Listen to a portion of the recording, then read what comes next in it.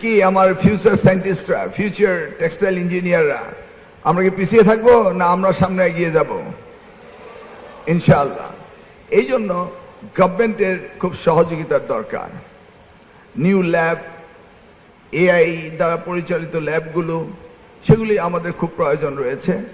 সেটাই আমাদের ইঞ্জিনিয়ার শাহিন ইসলাম তুহিন সাহেব বললেন যে এটা এই টেক্সটাইল ইনস্টিটিউটে, টেক্সটাইল ইউনিভার্সিটির দরকার রয়েছে।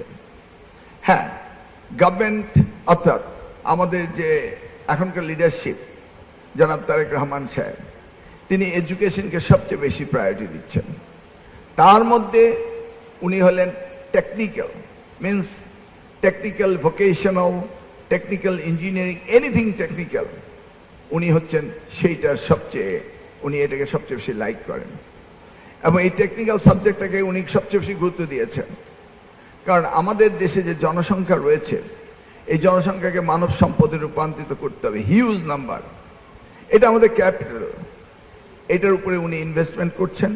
কারণ পৃথিবীতে একমাত্র বাংলাদেশেই জনসংখ্যা বেড়েই চলছে, কমছে না। এটা আল্লাহর দেওয়া একটা নিয়ামত।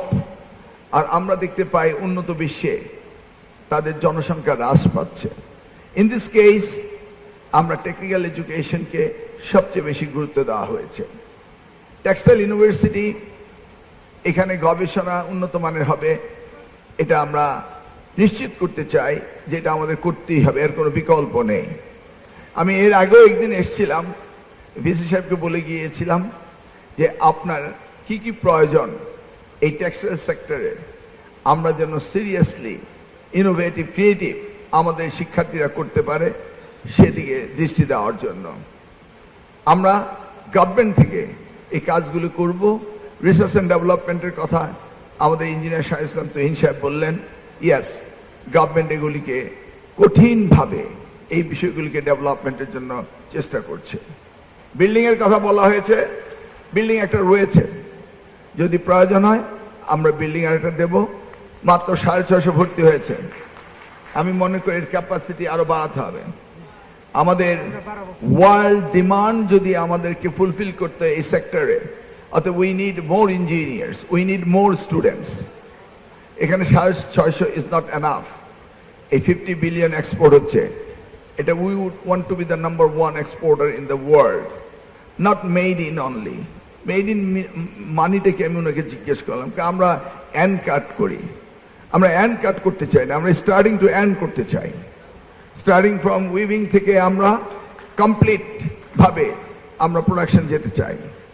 আমরা দেখেছি বিগত সরকারের সময় ম্যাক্সিমাম টেক্সটাইল ইন্ডাস্ট্রিগুলোতে এবং ম্যাক্সিমাম বাইং হাউসগুলিতে যারা এক্সপোর্ট করছেন, সেখানে দেখা গিয়েছে মেইনলি ইন্ডিয়ান লোকজন কাজ করত, এমনকি অ্যাডমিনও কাজ করত।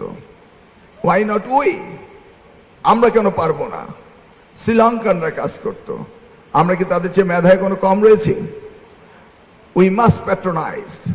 আমাদের এত উর্বর দেশ থাকতে, এই সুন্দর স্মার্ট স্টুডেন্টরা থাকতে, আমরা কেন পরনির্ভরশীলতা হব? সেখান থেকে আমাদের বেরিয়ে আসতে হবে।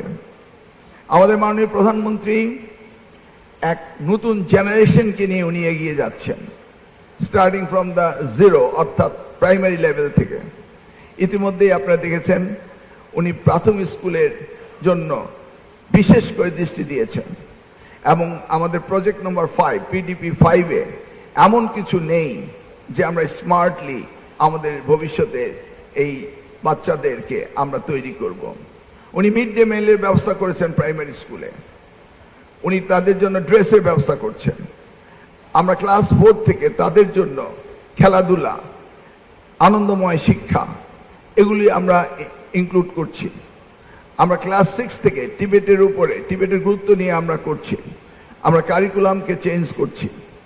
2028-এ আমরা নতুন কারিকুলাম নিয়ে আসব, 2027-এ আমরা পরিমার্জন করে আসছি যেহেতু সময় কম ছিল। আমরা সিনক্রোনাইজ করছি, গ্যাপগুলিকে ফিল করছি। যেমন এসএসসি 10 বছরের লেখাপড়া শেষ হবে, তার মানে 10 বছরটা 10 বছর হতে হবে, 11 বছর নয়। ইন্টারমিডিয়েট 2 বছরের, এটা 3 বছর হতে পারবে না। ইউনিভার্সিটিগুলো 4 বছরে, সেখানে কোনো সেশন জব থাকতে পারবে না। কারণ we don't want to waste our time. একটি ছেলে যদি ইন্টারমিডিয়েট পাস করতে তার 18 বছরের জায়গায় যদি 20 বছর লেগে যায়, তাহলে আমরা জাতির থেকে এই প্রতিটা স্টুডেন্টের জন্য ডেমোগ্রাফিক ডিভিডেন্ড পে করতে আমরা পিছিয়ে যাব। সেই জায়গাগুলো আমরা সিরিয়াসলি অ্যাড্রেস করছি। আমরা ডিপ্লোমা ইঞ্জিনিয়ার্সদের জন্য স্পেশালাইজড একটা ডুয়েট ছিল, ইটস নট এনাফ। আমি তো হিসাবের সাথে আলাপ করলাম যে আমরা ডেডিকেটেড 2টি কলেজ দিতে চাই those are in diploma engineers, তাদের হায়ার এডুকেশনের জন্য। আমাদের দেশে কিন্তু ইঞ্জিনিয়ারদের যারা ডিপ্লোমা করছে তাদের এনাফ ফ্যাসিলিটি নাই উপর দিকে যাওয়ার। কিছু কিছু প্রাইভেট ইউনিভার্সিটি রয়েছে, দে আর ভেরি ভেরি এক্সপেন্সিভ। গভর্নমেন্টের ডিউটি রয়েছে এই আমাদের ইঞ্জিনিয়ারদেরকে হায়ার এডুকেশনের জন্য তাদেরকে ব্যবস্থা করে দেওয়া।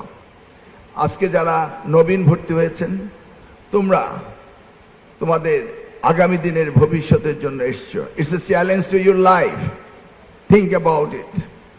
আগামী দিনের challenge, how you will face it. আজকে যে অবস্থা রয়েছে, পৃথিবী এই অবস্থায় থাকছে না, ন্যানো টেকনোলজি আসছে। অতএব এই টেক্সটাইল ইন্ডাস্ট্রিতে কিভাবে আরো মডার্নাইজ করে কম্পিটিশনে আমরা নাম্বার 1 হতে পারবো, সেদিকে আমাদেরকে কাজ করতে হবে। সেই জন্য এই ইনস্টিটিউটে, এই ইউনিভার্সিটিতে আমি মনে করি রিসার্চ এবং ডেভেলপমেন্টের জন্য অধিকতর বাজেট আমাদের দিতে হবে। দাবি এসছে, ইঞ্জিনিয়ার সাহেব দাবি করলেন ক্যাডার করার জন্য। তো এটা অ্যাকচুয়ালি আমাদের ডিপার্টমেন্টের কাজ না, এটা জনপ্রশাসনের কাজ। তবু দাবিটা অত্যন্ত ন্যায্য যে আমরা দেখেছি সব জায়গায় ক্যাডার রয়েছে, কিন্তু agriculture engineering and textile engineering এর ক্যাডারটা নেই। এনিওয়ে, এটা সুবিবেচনা করার সুযোগ আছে এবং আমরা মাননীয় প্রধানমন্ত্রীকে বিষয়টি অবগত করব, এবং এটা করা একটা বিরাট কোনো বিষয় না, করতে হবে, যেহেতু সকলে এনকারেজড যে আমাদের টেক্সটাইল ইঞ্জিনিয়ারদের একটা ক্যাডার থাকা উচিত।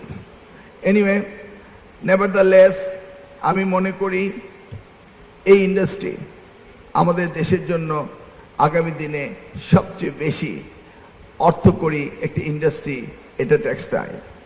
এখানে আমাদের অনেক সিআইপি রয়েছে, এখান থেকে পাস করেছে, তারা এমপ্লয়ার হয়নি, এমপ্লয়ি হয়নি, এমপ্লয়ার হয়েছে, তারা ইন্ডাস্ট্রির মালিক হয়েছে।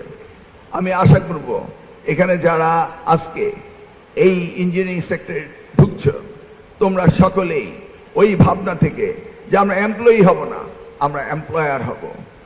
আগামী দিনের ভবিষ্যৎ নিজেকে গড়তে হবে এবং